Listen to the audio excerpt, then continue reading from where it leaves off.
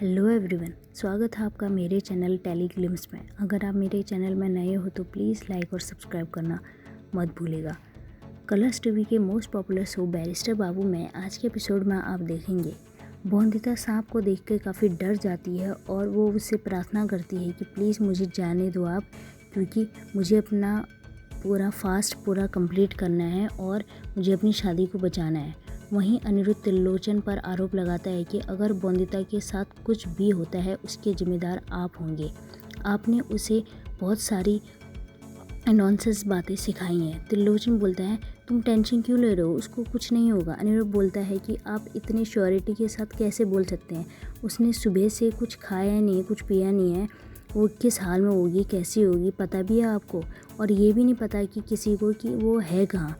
तभी बिहारी बोलता है हाँ मुझे याद आया, सुबह मनोरमा के ससुराल वाले कठिन उपवास के बारे में चर्चा कर रहे थे। अनिरुद्ध बोलता है कि ये मंदिर कहाँ है फिर जिस उपवास के बारे में चर्चा कर रहे थे, जिस मंदिर के बारे में। तभी वो बोलता है कि मंदिर पहाड़ी की चोटी पर है और वो उसे बचाने के लिए भागता है और काफ़ी शौक हो जाता है कि बोंदिता शायद वहीं गई होगी।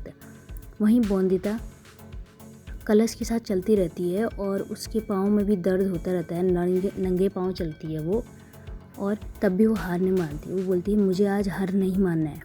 अनिरुद्ध वहाँ जंगल में आ जाता है और बोंदिता का नाम लेके उसे ढूंढता है और चिल्लाता है। बोंदिता को काफ़ी दर्द होता है लेकिन फिर भी वो मंदिर पहुँच जाती है और अपना पूरा रिवाज पूरा करती है। तभी अनिरुद्ध भागते समय जंगल में गिर जाता है। बोंदिता मंदिर की घंटी बजाती है। वहाँ शिव जी को पानी चढ़ाने के बाद वो मंदिर की घंटी बजाती है, लेकिन वो घंटी तक नहीं पहुँच पाती।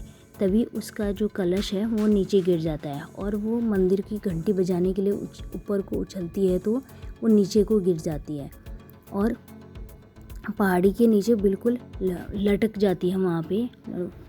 और तभी अनिरुद्ध बोंदिता को चिल्लाता है, लेकिन उसे पता नहीं होता है कि बोंदिता कहाँ है। वो गिरने वाली थी लेकिन मनोरमा उसे बचा लेती है। बोंदिता बेहोश हो जाती है। अनिरुद्ध वहाँ आ जाता है। अनिरुद्ध बोलता है बोंदिता से प्लीज़ अपनी आंखें खोलो, और वो मनोरमा को बोंदिता को बचाने के लिए धन्यवाद बोलता है। मनोरमा बोलती है ये तो बोंदिता का भाग्य है, मैं यहाँ कुछ इम्पोर्टेंट काम के लिए आई थी और ये यहाँ पे मुसीबत में थी तो मैंने बचा लिया।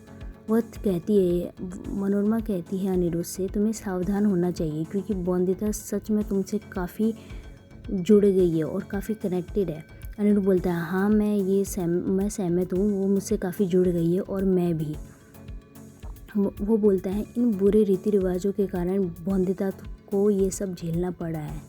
अब मैं बोंदिता को इस जाल से बाहर निकालूंगा। मनोरमा कहती है मुझे आशा है कि तुम अपनी ये इच्छा पूरी ज़रूर करोगे, और तो मुझे पता है कि तुम्हारी पहली चिंता बोंदिता है।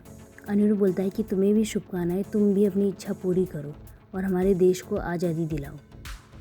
तभी मनोरमा वहाँ से चली जाती है और अनिरुद्ध भी बोंदिता को घर लाता है और उसकी देखभाल करता है, उसको दवाई पिलाता है, लेकिन बोंदिता अब भी बेहोशी है।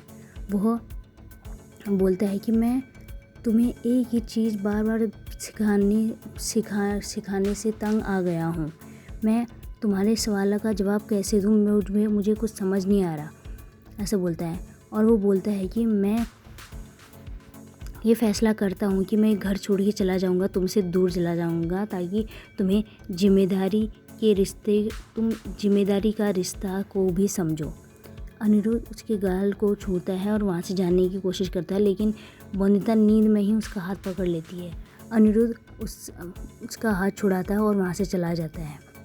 वहीं अगले दिन बोंदिता सुबह उठती है और सोचती है कि मुझे यहाँ कौन लेके आया, मैंने तो मंदिर में अपना पूरा व्रत पूरा कर लिया था, मैं तो गिरने वाली थी, किसने बचाया। तभी वो देखती है कि वहाँ अनिरुद्ध की घड़ी रखी होती है। वो सोचती है कि हाँ मुझे पति बाबू ने ही बचाया होगा। वो सोचती है कि पति बाबू मुझसे नाराज़ होंगे क्योंकि मैंने उनका कहा नहीं माना और ये सब किया। तभी वो अपने दरवाजे से झांकती है और बोलती है काफ़ी सुनसान है नीचे, इसका मतलब पति बाबू गुस्सा नहीं है, और बोलती है कि वो नाराज़ नहीं है और खुश हो जाती है और वो बोलती है कि अब पति बाबू हमेशा मेरे साथ रहेंगे। बंदिता नीचे आती है और त्रिलोचन उससे बोलता है कि बंदिता, तुम्हें पता है ना, मनोरमा की शादी की सारी इंतजाम तुम्हें ही करने हैं और तुम्हारे ऊपर ही ये सब जिम्मेदारी। बंदिता बोलती है हाँ मैं कर लूँगी। बंदिता बोलती है कि आपने देखा पति बाबू कहाँ हैं, मैं उनके लिए कॉफ़ी बना के लाई हूँ। तो तभी वो बोलता है कि नहीं मुझे नहीं पता। तभी वहाँ संपूर्णा आ जाती है। वो बोलती है ये कॉफ़ी तो बेकार की है, जिसका पति उस पर दिलचस्पी नहीं रखता हो तो इसकी कॉफ़ी बेकार ही है और उसकी ज़िंदगी भी बेकार है। संपूर्णा उसे और भड़काती है और बोलती है कि तुम्हारा पति तुमसे चिढ़ गया है और वो हमेशा इस घर को छोड़ के चला गया है। त्रिलोचन उससे बोलता है बकवास, चिल्लाता है और बोलता है बकवास बंद करो तुम। संपूर्णा बोलती है ये मैं नहीं, अनिरुद्ध बाबू बोल रहे हैं, वो तुम्हें छोड़ के चले गए। तो बंदिता ये सुन के काफ़ी शॉक हो जाती है और तभी वो बोलती है कि ये देख लो और उसको अनिरुद्ध का लेटर देती है। तभी बंदिता पढ़ती है तो अनिरुद्ध ने लिखा होता है कि मैं यहाँ से जा रहा हूँ कुछ टाइम के लिए, ये नहीं पता है मैं कब वापस लौटूंगा। तो ये सब सुन के बंदिता और त्रिलोचन काफ़ी शौक रह जाते हैं।